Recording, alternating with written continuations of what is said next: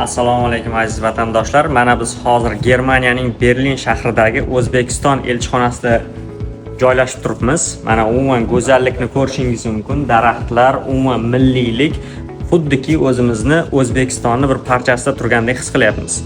Ya'ni eshitdikki, bu hudud 1 gektardan katta ekan. Hozir Jahongir akamiz aytib o'tganlaridek, mana bu davlatni boshqa davlatlar hududidagi elchixonasi qanchalik katta bo'lsa, demak bu o'sha davlatni qanchalik qudratli, kuchli jahondagi o'rnini demak bir ramzi sifatida qaralishi mumkin ekan. Assalomu alaykum aziz vatandoshlar. Mana biz O'zbekistonni Germaniyadagi elchixonasi, ya'ni Berlin shahrida joylashib turibmiz.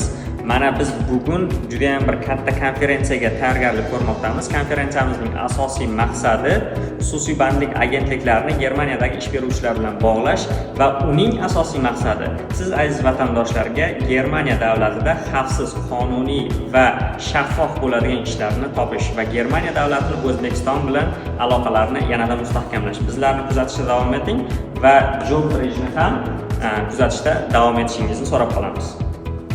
Good afternoon, dear ladies and gentlemen. You are welcome to the conference that is held in Germany, Berlin, in the Embassy of Uzbekistan.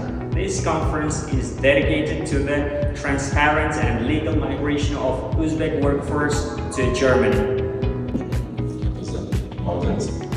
Und Sachsen-Anhalt. Wir haben eine